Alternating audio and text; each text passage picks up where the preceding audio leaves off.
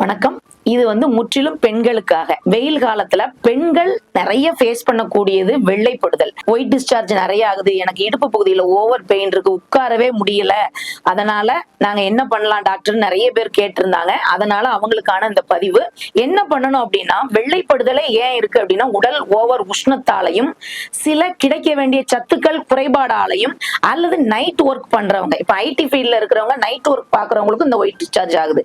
இப்போ குளிர்காலத்துல எல்லாம் ஓரளவு அது உங்களுக்கு டாலரபிளா இருந்திருக்கும். இந்த வெயில் காலத்துல என்ன ஆகும் அப்படின்னா, நம்ம தண்ணி குடிக்க மாட்டோம், ஆகாரங்கள் சரியான நேரத்துக்கு எடுக்க மாட்டோம், ஸ்வெட்டிங் நல்லா ஆகும். அதை ஈக்குவல் பண்றதுக்கு தண்ணீர் நிறைய அருந்தாம இருந்திருக்கும். நம்மளுடைய உள்ளுறுப்புகளை நல்லா கிளீன் பண்ணல, உள்ள ஆடைகளை கிளீன் பண்ணல அப்படின்னாலும் ஒரு இன்ஃபெக்ஷன் தொற்று ஏற்பட்டு அவங்களுக்கு யூரினரி ட்ராக் இன்ஃபெக்ஷன் ஏற்படும்.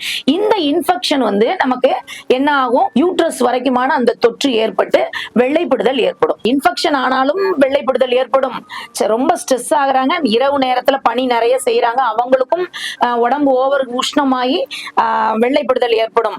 தண்ணி சரியா குடிக்கல, உங்களோட ஹைஜீனிக் சரியா இல்ல அப்படின்னாலும் இந்த வெள்ளைப்படுதல் ஏற்படும். ஜூஸ் குடிக்கும் பெண்களுக்கு ஒரு சின்ன அட்வைஸ், ஜூஸா மட்டும் எடுக்காதீங்க, பழங்களா சாப்பிட்டு பழகுங்க, தண்ணீர் நிறைய எடுங்க. இதெல்லாம் எடுத்தீங்க, மூச்சு பயிற்சி நிறைய பண்ணுங்க. ஏன்னா மூளைக்கு தேவையான உஷ்ணம், மூளைக்கு தேவையான ஆக்சிஜன் சப்ளை கிடைக்காத பட்சத்துலதான், மூளையில தான் நமக்கு ஏற்கனவே சொல்லியிருக்கேன், நிறைய ஹார்மோன்கள் அங்கதான், நம்மளுடைய கர்ப்பப்பைக்கு தேவையான ஹார்மோனே அங்கதான் மூளையில தான் சுரக்குது. ஹைப்போதலாமஸ் பிட்யூட்டரியில தான் சுரக்குது. அப்போ இந்த இடங்கள்ல சுரப்பு கம்மியாகும் போது, மூளை ஓவரா உஷ்ணமாகும் போது, மூளைக்கு தேவையான நியூட்ரிஷன் கிடைக்காம இருக்கும் போது, மூளைக்கு தேவையான நீரோட்டங்கள் கிடைக்காம இருக்கும் போது என்ன ஆகும் அப்படின்னா, அதோட ஹார்மோனை குறைவாகவோ அதிகமாகவோ சுரந்துருச்சு அப்படின்னா நமக்கு யூட்ரஸ் பிரச்சனைகள் ஏற்படும். அதன் மூலமாகவும் வெள்ளைப்படுதல் ஏற்படும். அப்போ இதெல்லாம் நம்ம தவிர்க்கணும் அப்படின்னா, நல்ல சத்தான ஆகாரங்கள் நிறைய எடுத்துக்கோங்க. பல ஜூஸுக்கு பதிலாக பழங்களாக சாப்பிட்டு பழகுங்க. பழங்கள், காய்கறிகள், அதற்கப்புறம் நாங்க உங்களுடைய விருப்பப்பட்ட உணவுகளை எடுத்துக்கோங்க.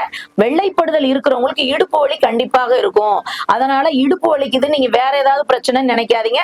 வெள்ளைப்படுறவங்களுக்கும் இடுப்புல பிரச்சனை வரும், கிட்னி ஸ்டோன் இருக்கிறவங்களுக்கும் இடுப்புல பிரச்சனை வரும், யூரினரி ட்ராக்ட் இன்ஃபெக்ஷன் இருக்கிறவங்களுக்கும் இடுப்பு பகுதியில வலி இருக்கும். இந்த மாதிரி பிரச்சனை இருக்கிறவங்க எல்லாம் கண்டிப்பா கற்றாழை சாறு, காய்கறிகள், பழங்கள் எல்லாம் எடுத்துட்டு தண்ணி நிறைய குடிக்கிறதோட மட்டும் இல்லாம, வெளிப்புறத்துல இருந்தும் திரிபலா சூரணத்தை கொஞ்சம் தண்ணியில போட்டு கொதிக்க வச்சுட்டு நல்லா கொஞ்ச நேரம் ஆற விட்டுட்டு மேல உள்ள தெளிந்த தண்ணீரை வைத்து கீழ்ப்பகுதியில நல்லா கழுவி வாஷ் பண்ணிட்டு தொடச்சிருங்க. இத மாதிரி பண்ணிட்டு இருந்தீங்கன்னா பெண்களுக்கு ஏற்படக்கூடிய இந்த வெள்ளைப்படுதல், இடுப்பு வலி, இன்ஃபெக்ஷன், யூரினரி ட்ராக் இன்ஃபெக்ஷன் எல்லாத்துல இருந்தும் முற்றிலும் நம்ம விடுபடலாம்.